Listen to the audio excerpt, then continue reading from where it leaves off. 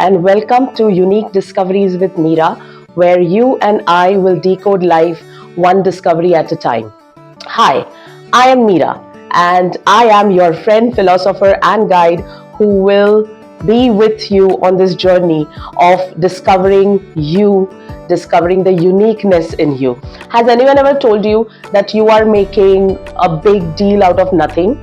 Do you feel overwhelmed even if there is no big change in your life? It happens to the best of us. It has happened to me. It happens to me because of different reasons. What if I told you that I have cracked my way out of this particular situation? How would you like to learn the techniques or the practices that have helped me get out of it? What happens is sometimes you feel like you're not sad enough to cry. You are not happy enough to rejoice. You feel let down for no apparent reason. I'm not saying that reasons and triggers don't exist, but it is how you feel at that particular time. It is possible that it is all in your head, or it is possible that some external factors are impacting you, but the bottom line is that you have the control of all of this in your own hand. At times when you have 857 live streams on in your head, and even a little bit of something feels like a lot of load, you don't need advice, you don't need quick fixes, you don't need anyone to tell you to calm down. All you need is for you to feel heard. You feel unheard because there is a lot of internal noise, there is a lot of noise within your head, within your space, and your inner voice somewhere gets drowned. At such times, these 10 practices will help you quieten the loudness of all those emotions that you feel. Let's dive into them. Practice number 1: slow down before you start your day. So I like to call it slow mornings. I have a beautiful early morning routine where I wake up earlier than everyone else, and there are certain things that I do which help me feel connected to my own self. Everyone has this habit of, or almost everyone has this habit of a morning ritual, which is having a cup of coffee or chai or your energy drink, milk, or maybe a full plate of breakfast. It is a ritual that sort of marks the beginning of your day. So the time between your waking up and starting your day is the best time when you can claim it for your own. There are no rules as to how you build this routine. It is totally up to you, whatever you feel comfortable in. Some people may sit with a glass of water, and as they drink it, they feel fresh, they feel hydrated. It helps them, process their thoughts. Some people may feel comfortable meditating. Some people may feel comfortable going for a walk. Some people would love to spend time in their garden. Some people would probably, just sit by themselves, listen to some music, or maybe listen to a podcast. Whatever it is that suits you, but slow down. Be mindful of your breathing. Be mindful of the movements that you make, because when you slow down, when your body movements slow down, when your breathing is controlled, your mind tends to gain control over the thoughts, over the feelings, and you process things better. As a result, you will see an impact, a positive impact, a very mindful impact on the rest of the day as well.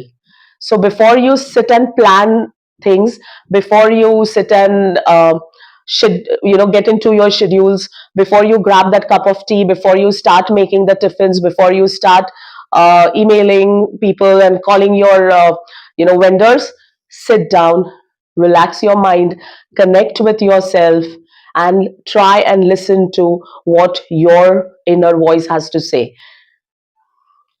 Practice number 2. Practice number 2 is a very important one, but we often find it difficult. It is to ask yourself, how do I want to feel today? We can do everything right, but not feel satisfied about it. That is because there is a lot of overwhelm when we go through our day.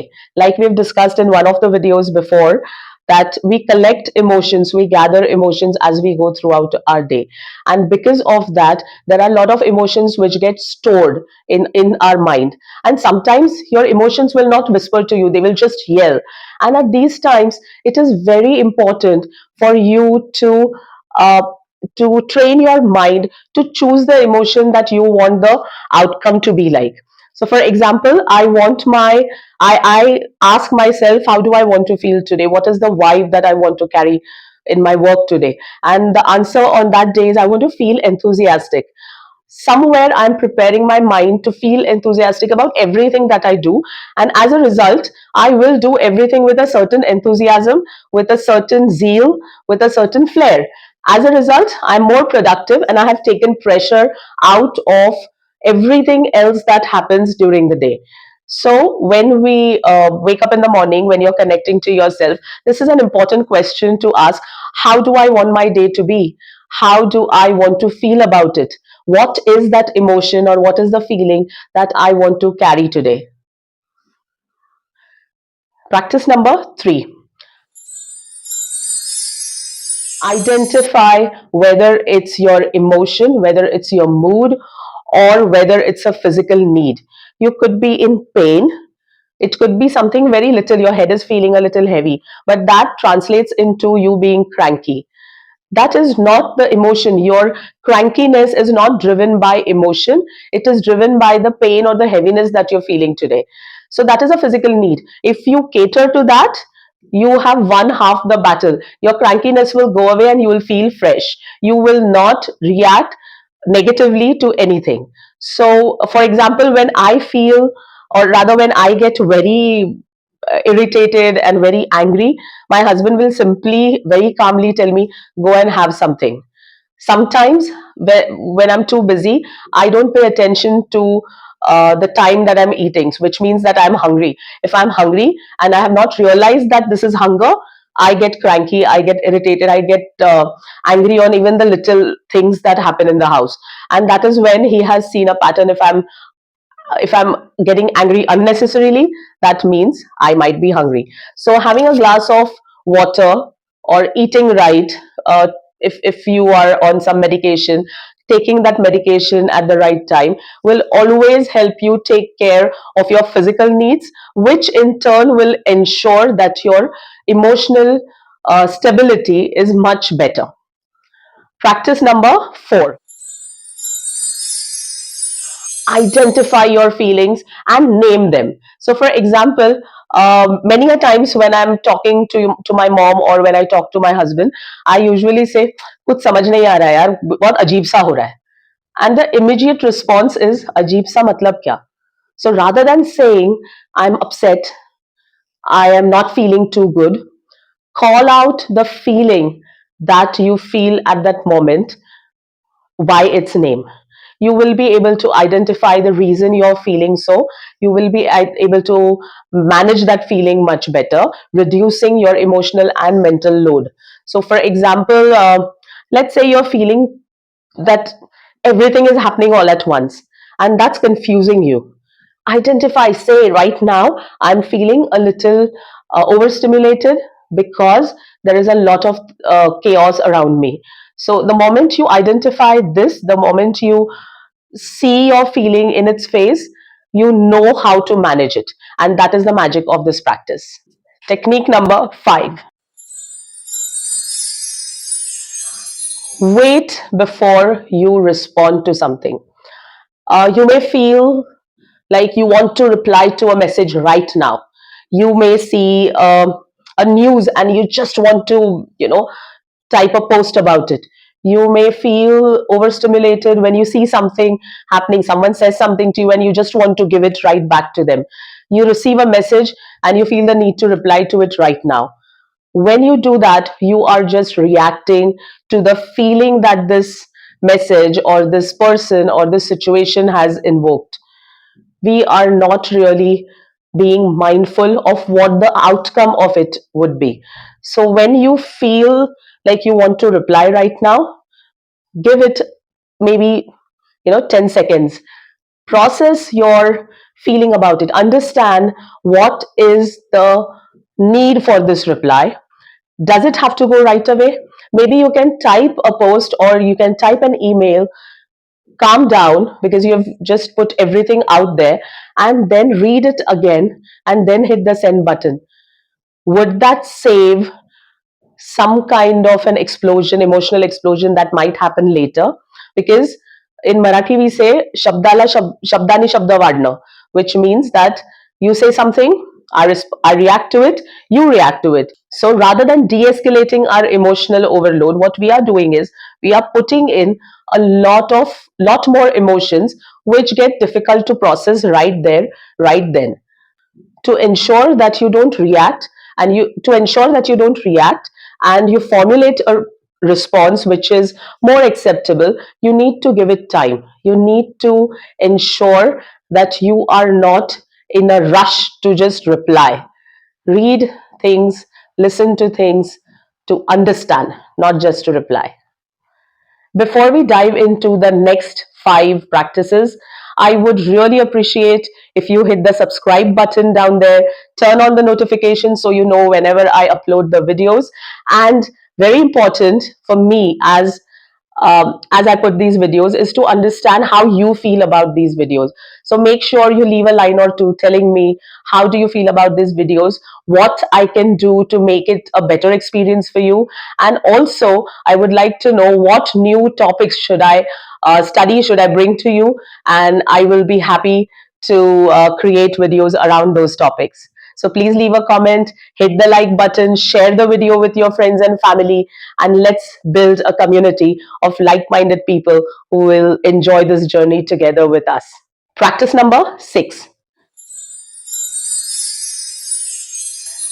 When your emotions are already feeling loud, when they're already yelling in your head, and you try to do 10 different activities all at once, it is going to cause emotional fatigue. It is going to cause a meltdown. It may even cause a breakdown of your nervous system. So all you need to do is bite only as much as you can chew. For me, when I feel overwhelmed, multitasking becomes a myth. Multitasking doesn't work because then there is too much to cater to. However, when I know that there are 10 things to be done, I will try to assign each of them a timeline throughout the day. I will try to schedule myself in such a way that I tend to all these tasks. I don't say that by 9 o'clock I'll finish it. I would probably give it like, between 8 and 9, I need to finish this, and this. So even if that one thing is left out, I don't feel as if I have failed.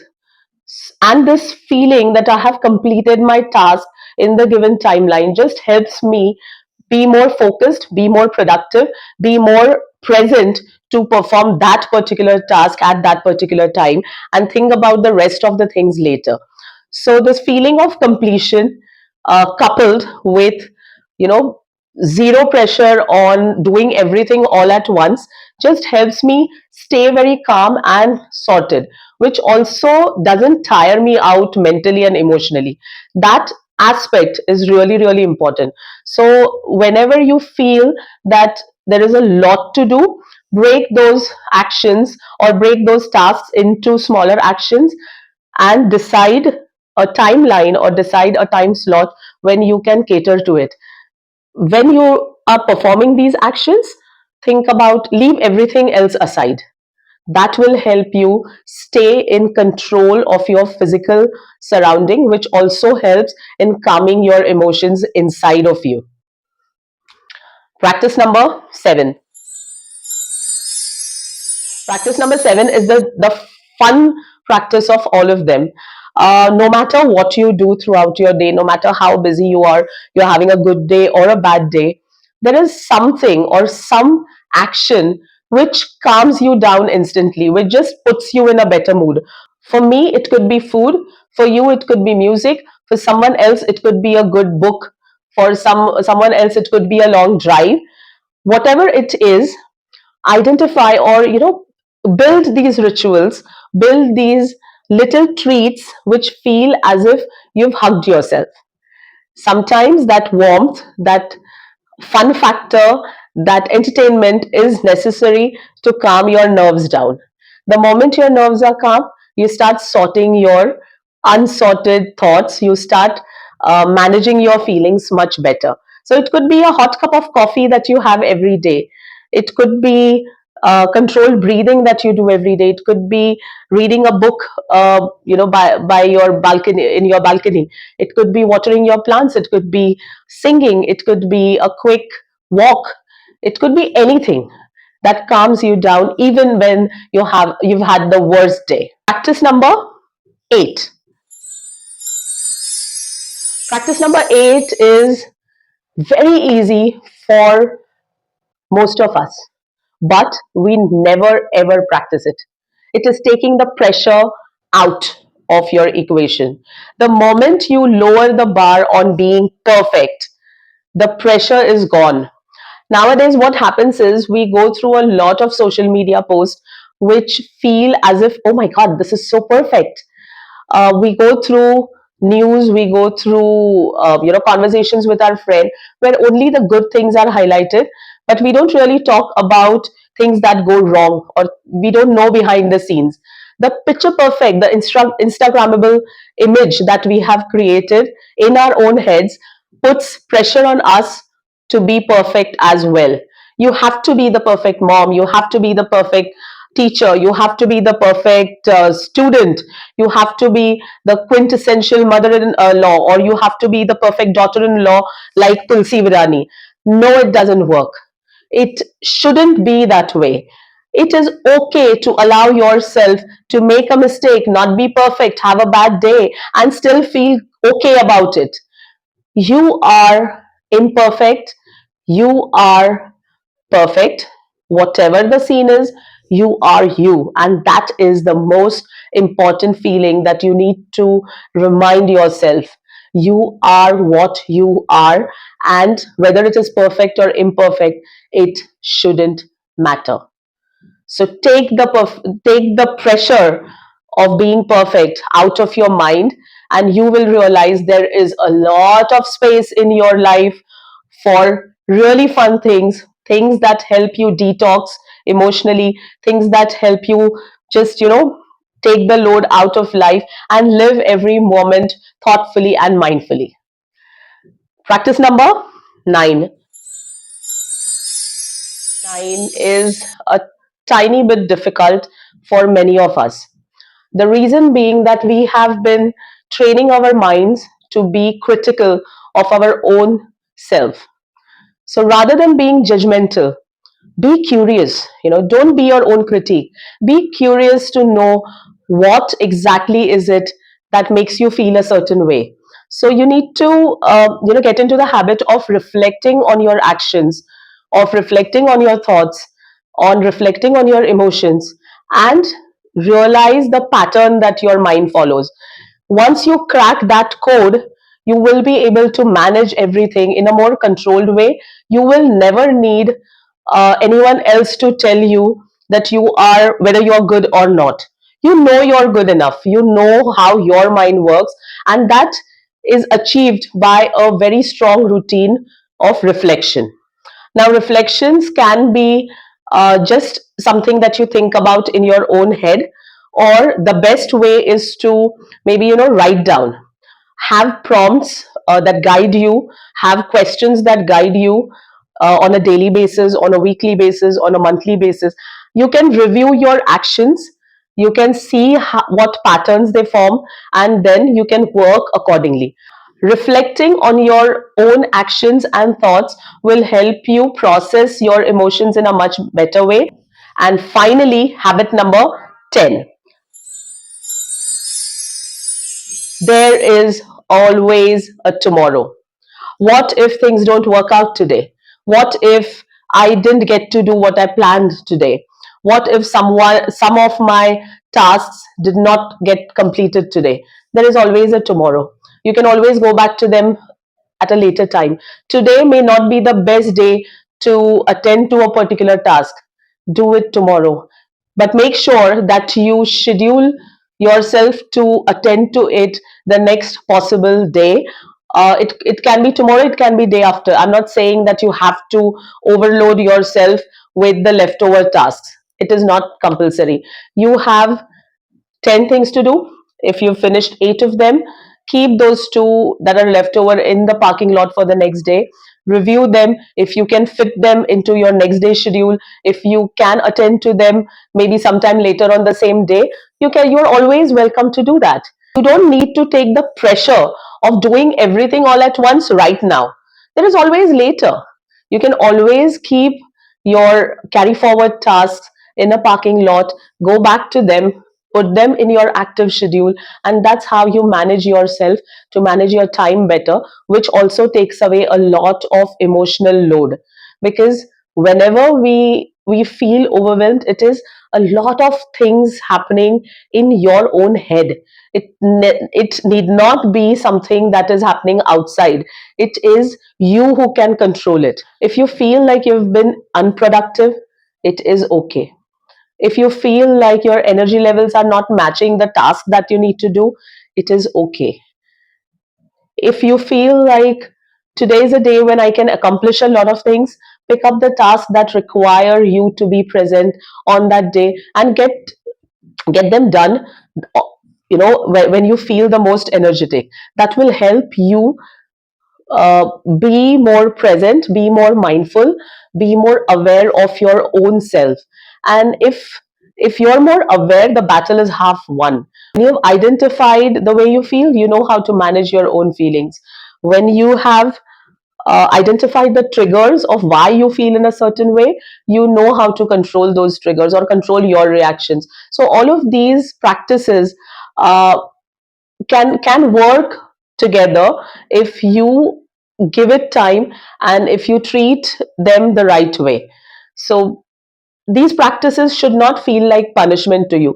They should support you when you feel overwhelmed. Maybe one of them will work for you, maybe 2 of them will work for you, maybe none of them will work for you. You will probably discover a 11th, 12th or 13th practice. So whatever works for you, take it from these practices. Whatever needs tweaking, you can tweak it, you can redesign them to suit yourself. And whatever doesn't work for you, you can just leave it aside. With that, I will sign off today. But before I let you go, please make sure you hit the like button, you subscribe to the channel, and you share these videos with your near and dear ones so that they can benefit out of it. And we build a beautiful community of people discovering the uniqueness in you, one discovery at a time.